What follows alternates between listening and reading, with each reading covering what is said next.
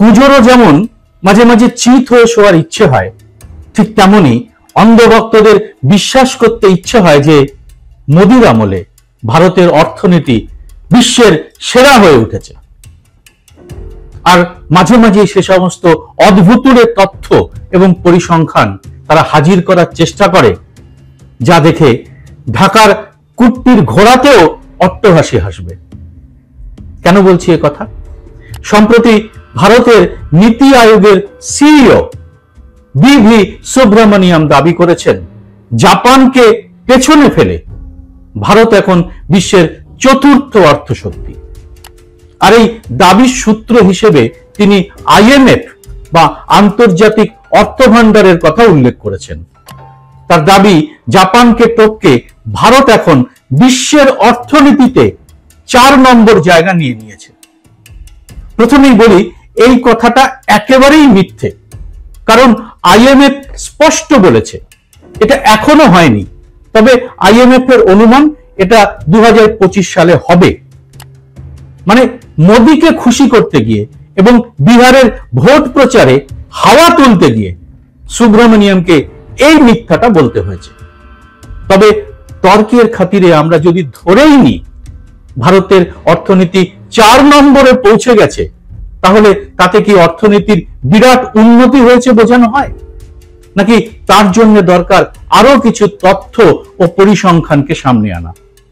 তাহলেই দেশের অর্থনীতির মানে আমার আপনার প্রকৃত অবস্থাটা স্পষ্ট হবে। অর্থনীতির জটিল কচকচানির মধ্যে না গিয়ে খুব সরল ভাষায় এই এপিসোডে বিষয়টা আপনাদের সামনে আনবো। আর তাতে আপনারা বুঝবেন আমাদের চারপাশে যে ভয়ঙ্কর দুর্দশার চিত্রটা দেখছি, সেই বাস্তবতার সঙ্গে এই তথ্য পরিসংখ্যান কি রকম মিলে যাচ্ছে। তবে প্রধানমন্ত্রী নরেন্দ্র মোদীর ইমেজ তৈরিতে সদা তৎপর বিজেপির আইটি সেলের হাত থেকে মুক্তি পাওয়া একটু কঠিন। এই অর্ধসত্য এবং হাস্যকর খবরটিকে তারা আপনার হোয়াটসঅ্যাপে অবিরাম পাঠাতে থাকবে, কারণ সামনে গুরুত্বপূর্ণ ভোট বিহারে।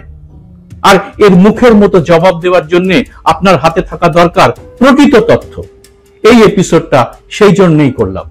ভিডিওটি শেষ পর্যন্ত দেখে ভালো লাগলে লাইক ও শেয়ার করে আরো মানুষের কাছে পৌঁছে দিতে ভুলবেন না।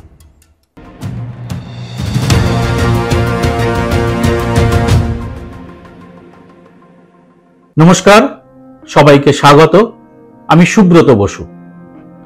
এতদিন জানা ছিল রাজনীতির নেতা নেত্রীরা, বিশেষ করে শাসক দলের নেতা নেত্রীরা ইচ্ছে মতো মিথ্যে কথা ছড়ান। মোদী সরকারের আমলে কিন্তু জো হুজুর আমলারাও এতে পিএইচডি করে ফেলেছেন, আর তাতে তাদের উন্নতি তত্ত্বরীয় হচ্ছেও।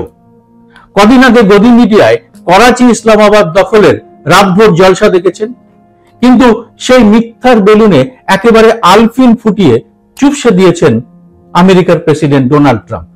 আমেরিকা থেকেই যুদ্ধবিরতি ঘোষণা করেছেন তিনি। এরপরে বড়ই বিপদে পড়েছেন মোদী।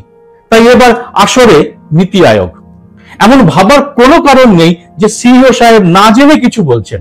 তিনি জেনে শুনেই একটি মিথ্যে পরিবেশন করেছেন। তবে তিনি নিজেও জানেন এই অস্ত্রটি একেবারেই ভোঁতা এবং নড়বড়ে।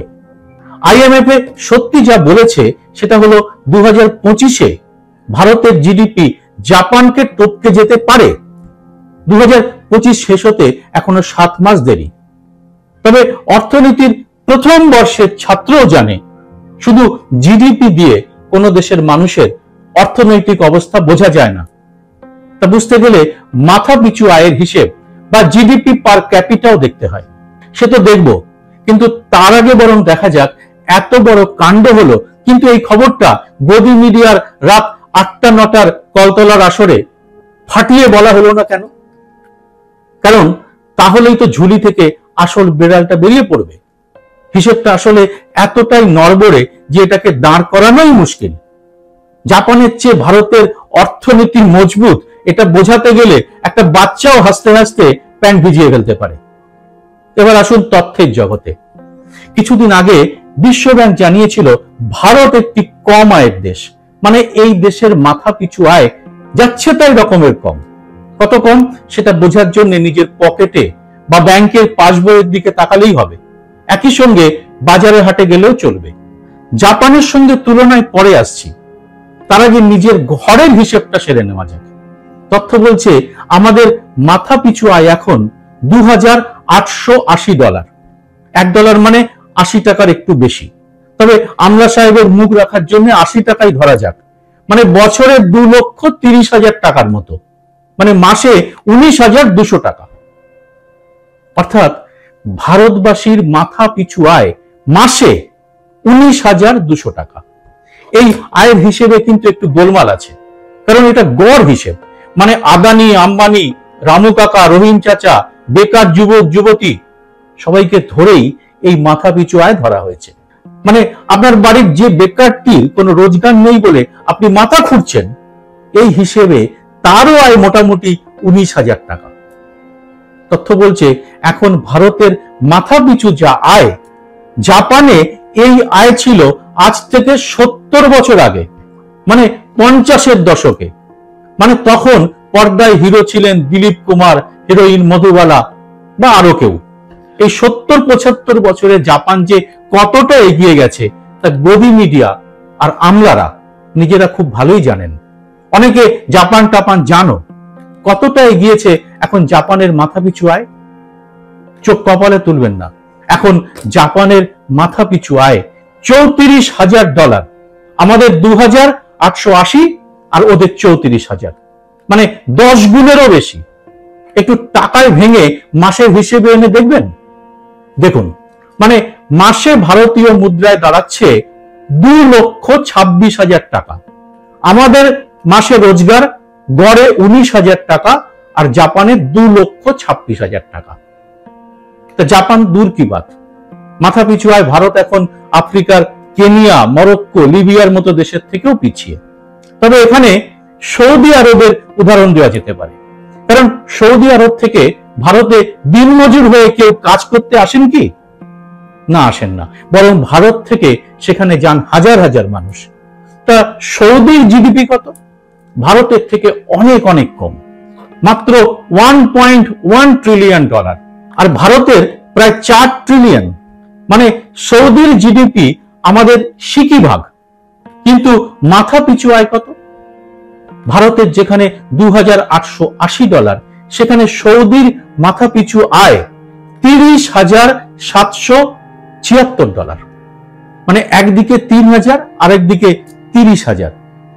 তাহলে বোঝা গেল জিডিপি নিয়ে বাজার গরম করার জন্য কেন বেশি কথা বলে না আমাদের গদি মিডিয়া, শুধু এটা 4 নম্বর ইত্যাদি বলে টলে চলে যায়।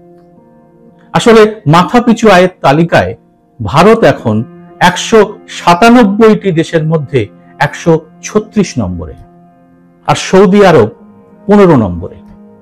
এই মাথা পিছু আয়ে কোন কোন দেশ এখন প্রথম 10-এর মধ্যে রয়েছে জেনে রাখুন: Luxembourg, Switzerland, Norway, Singapore, Macau, Ireland, Qatar, Brunei, Guyana এবং 10 নম্বরে আমেরিকা।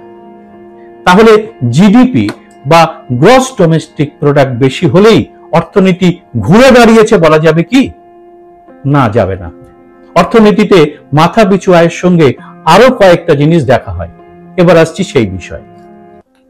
এই বিষয়টিকে বলে হিউম্যান ডেভেলপমেন্ট ইন্ডেক্স বা HDI, মানে মানব উন্নয়ন সূচক। এই ইন্ডেক্সে কি দেখা হয়? দেখা হয় শিক্ষা, স্বাস্থ্য, দারিদ্র্য, আয়ু ইত্যাদি, মানুষের জীবনযাপনের সাধারণ বিষয়গুলো আর কি। 2023 সালে এই HDI ভারতের ছিল 0.685, 130 নম্বর জায়গায়। আর যে জাপানকে পেছনে ফেলে চতুর্থ অর্থশক্তি হতে চলেছে ভারত, সেই জাপানের HDI হলো 0.925, যা কিনা বিশ্বের সেরাদের সমান। ছোট্ট একটা তথ্য দিয়ে রাখি, জাপানিদের গড় আয়ু 85 বছর, আর আমাদের কত? আমাদের 72 বছর, মানে 13 বছর কম।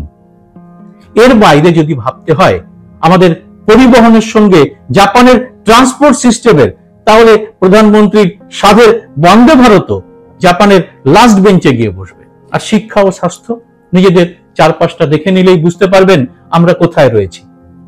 আসলে এটা সেই গ্রামগঞ্জের মেলার আয়না ঘরের মতো। আগে খুব দেখা যেত, বিভিন্ন মেলায় প্রকাণ্ড সাইজের বিভিন্ন আয়না নিয়ে কেউ মেরাব বেঁধে ঘর বানাতেন। টিকিট কেটে সেখানে ঢুকলে হাসতে হাসতে আমরা লুটোপুটি খেতাম, কারণ কোনো আয়নার সামনে দাঁড়ালে আপনি হয়ে যেতেন লম্বা, কোনো আয়নার সামনে দাঁড়ালে আপনি ছোট্ট এইটুকু, কোথাও আপনি মোটা, কোথাও আবার ভীষণ রোগা। মোদী সরকারের সেরকমই একটা আয়না এই চতুর্থ অর্থশক্তির হিসেব, যে আয়নার সামনে দাঁড়ালে আপনার পকেটের এই সামান্য টাকা নিয়েই নিজেকে বিশাল লম্বা দেখতে পাবেন, মনে হবে বিরাট অর্থশক্তি হয়ে গেছি আমরা, আর এতেই আনন্দ অন্ধভক্তদের। তবে একটা কথা তারা বলতেই পারেন, এই যে অর্থশক্তির কথা শোনানো হচ্ছে তা কি মিথ্যে? না, মিথ্যে নয়।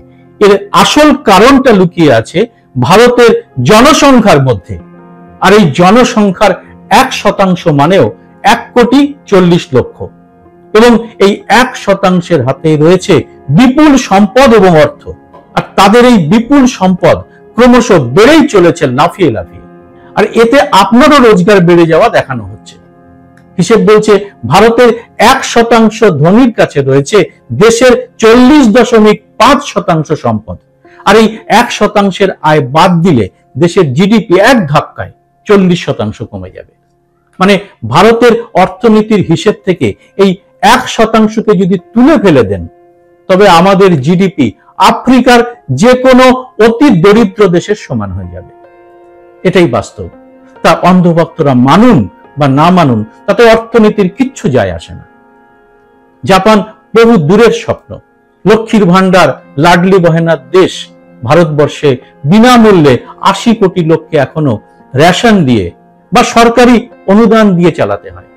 আবার ওদিকে দৌড়তে থাকে ভারতের শেয়ার বাজার, আর তাই জাপানকে টপকে যাওয়ার মতো এত বড় আনন্দের খবরেও ভারতের শেয়ার বাজার কিন্তু কোনো প্রতিক্রিয়া দেখায় না। ভারতের ব্যবসায়িক সংবাদপত্রগুলি যেমন economic Times, business standard, financial express, business লাইনের মতো বাণিজ্যিক দৈনিকও এই খবরকে একেবারেই গুরুত্ব না দিয়ে 6-এর পাতায় 7-এর পাতায় ঠেলে দেয়। এ ব্যাপারে আপনারা কি ভাবছেন জানাবেন কমেন্ট বক্সে। জয় হিন্দ, সত্যমেব জয়তে।